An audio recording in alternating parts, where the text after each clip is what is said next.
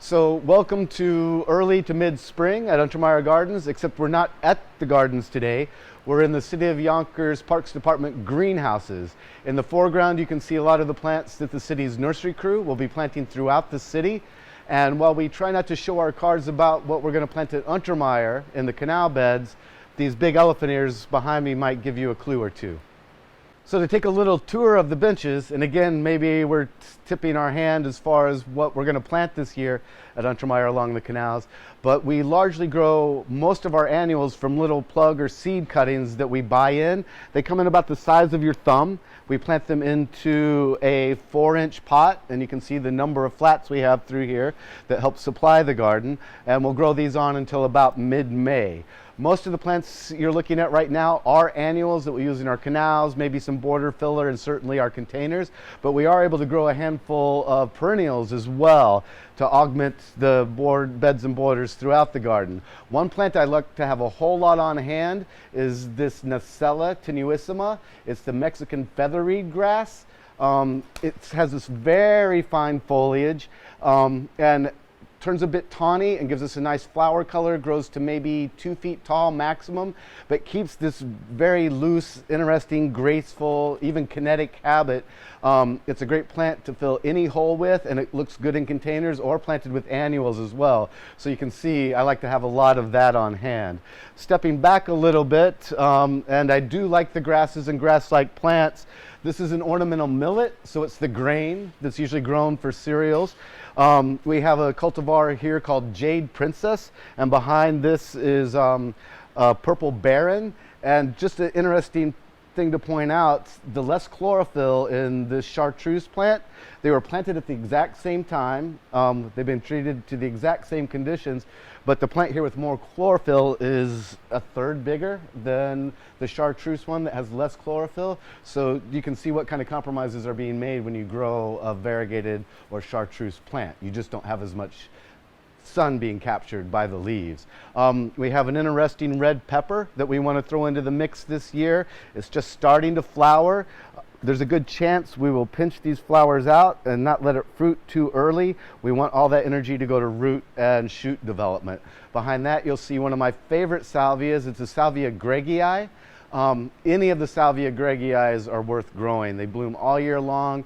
They're a bit more delicate than what most people think of as a salvia, and they'll really add a lot to the beds and borders.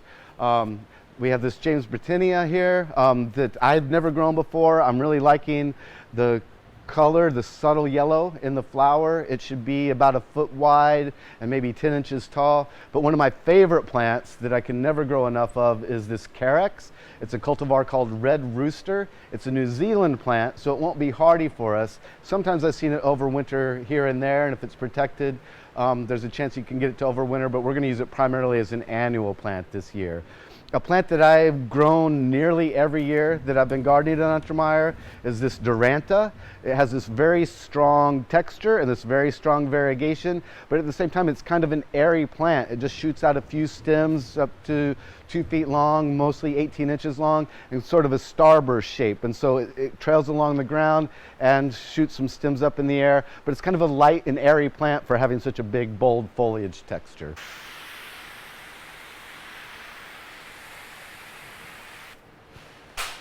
So while we mainly grow annuals that we have bought in from catalogs, in the past several years we've been starting to do a lot of seed propagation thanks to Andrew Schuyler. He pioneered this program that allows us to grow a lot of unusual annuals that we can't necessarily get from the catalog, and some unusual perennials as well. We start everything by sowing the seed and letting it germinate, and then once the first true leaves, as opposed to the cotyledons or the seed leaves, emerge, we're able to prick those out and pop them into the 4-inch pots similarly. Here are two of my favorite vines. We have Cobea scandens, which has a great purple flower. It's a very aggressive vine in an annual form, and we'll get 12 to 20 feet in a single year. And we also have a really interesting cardinal creeper, Ipomea, which will have these cigar-shaped, trumpet-shaped actually, red flowers, very prolific. Kind of fun to look at this is some dahlias that we're propagating from root cuttings, and you can just see the new spring growth emerging from those fleshy roots. So now we've stepped across into the old house. I should just call it the older house.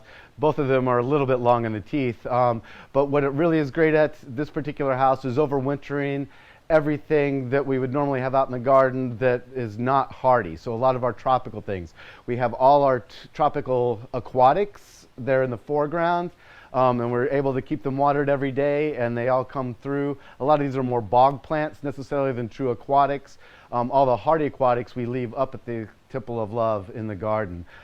And then in addition to our aquatics that we overwinter, all our big tropical woodies and shrubs and some of our big perennials overwinter down here as well. So we have the flowering maple, a lot of bananas that are just starting to wake up, some things we cut back really hard and they'll wake up come the spring. Interestingly, there's plants that will only see flower in the greenhouse when they're not on public display.